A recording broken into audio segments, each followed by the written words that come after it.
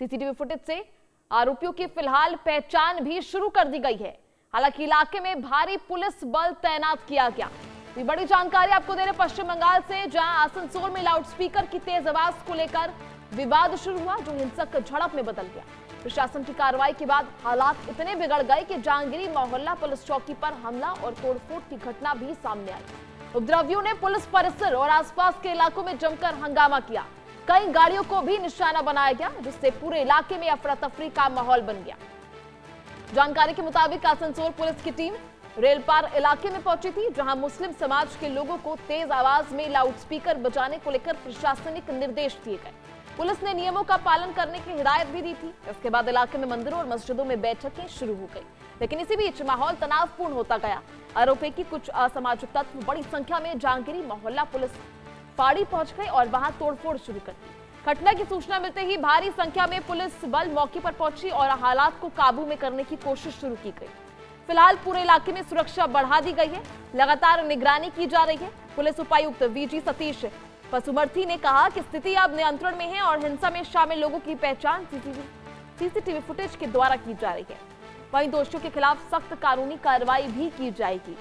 इसी बीच राज्य सरकार द्वारा धार्मिक स्थलों पर ये विवाद जो है और लगातार फैसले भी सामने आ रहे हैं, जिसको लेकर ये पूरा विवाद हुआ। ऐसे में पश्चिम बंगाल में एक बार फिर हिंसा की आग जो है भड़क उठी। लगातार जो है हम देख रहे थे किस तरह से चुनाव के परिणाम आने के बाद कई बार हिंसा जो है हो चुकी है।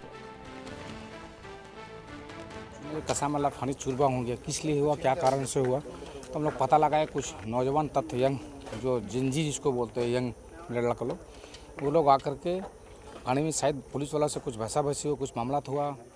किस चीज़ के लेकर करके वो पूरा कंफर्म लोग अभी पता नहीं लगा सके हैं, मगर जिस ढंग से हुआ ये मतलब सराहने लायक नहीं है। पूरा हम लोग आकर के फाड़ी देख रहे हैं और पुलिस पूरा एक्शन में है। हम लोग जिस ढंग से आए हैं, हम देखे नूरानी मस्जिद का वगैरह कांच उधर टूट गया है। हमारा नया मोहल्ला मक्खू मोहल्ला में उधर भी पूरा टूट गया। हम लोग रास्ता में समझिए हम लोग भी मार खाते खाते ही बचे, चूँकि देखिए ये फौज है, पुलिस से तो हम लोग बात कर सकते हैं, फौज से कौन बात कर पाएगा। फौज बेधड़क मार रही है। तो देखा आपने किस तरह लाउडस्पीकर की गूंज से ये पूरा बवाल मच गया, जहां आसनसोल में तनावपूर्ण माहौल जो है देखने को मिला। ऐसे में लगातार जो है पैरामिलिट्री फोर्स को भी तैनात किया गया था। उपद्रवियों ने गाड़ियों को निशाना बनाया।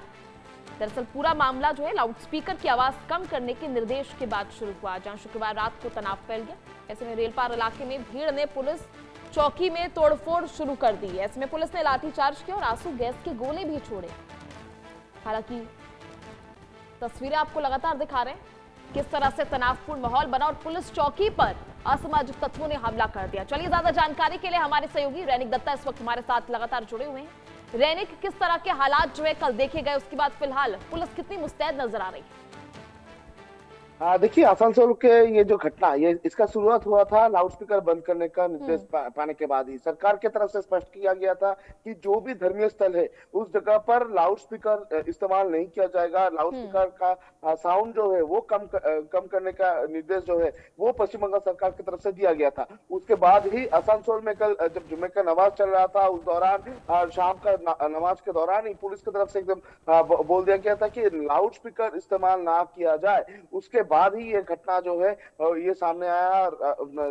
कल शाम के टाइम से ही पुलिस के ऊपर प्रोटेस्ट जो है ये इन लोगों की तरफ से किया जा रहा था। उसके बाद जितना रात हुआ, रात में लगातार पुलिस के ऊपर हमले का घटना सामने आया है। पुलिस चौकी के ऊपर हमले का घटना सामने आया है। पुलिस को मॉब को कंट्रोल करने के लिए रैपिड एक्शन फोर्स को उतरना पड़ा था, सेंट्रल फोर्स उतरे थे। उसके बाद पुलिस की तरफ से टीयर सेल भी फेंका गया ये मॉब को हटाने के लिए। जैसे कि पुलिस की तरफ से कहा जा रहा है कि कल रात से सिचुएशन कंट्रोल में आ चुका है। पुलिस की तरफ से सिचुएशन को कंट्रोल में ले आया गया है, मगर अभी भी तनाव का सिचुएशन जो है वो बरकरार है आसनसोल में। और इसी वजह से उस एरिया के ऊपर लगातार पुलिस की तरफ से मॉनिटरिंग किया जा रहा है। पुलिस की तरफ से लगातार पेट्रोलिंग जो है वो किया जा रहा है। उसके साथ साथ ही किसी जगह पर मॉब ना तैयार हो, उसके ऊपर भी पुलिस की तरफ से नजर रखा जा रहा है। और हर एक मोड़ पर पुलिस पिकेट भी पुलिस की तरफ से रखा गया है। मगर दूसरी तरफ अगर देखा जाए तो कल सुबह भी जो तस्वीर कोलकाता से सामने आया था,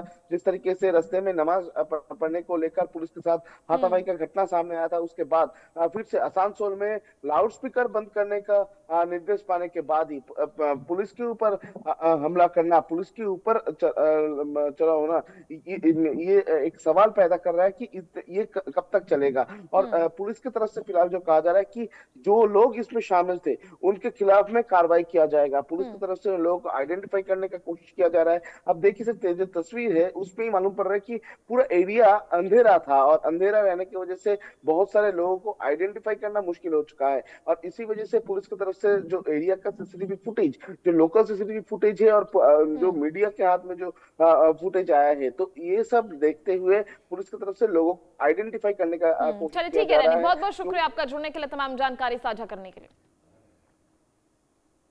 चलिए रुक करेंगे एक और बड़ी खबर, बड़ी जानकारी जहां उत्तर प्रदेश के लखनऊ से ये बड़ी खबर आपको बता रहे हैं, जहां बीबीडी यूनिवर्सिटी के छात्रों का हाईवे पर हंगामा देखने को मिला। लखनऊ अयोध्या हाईवे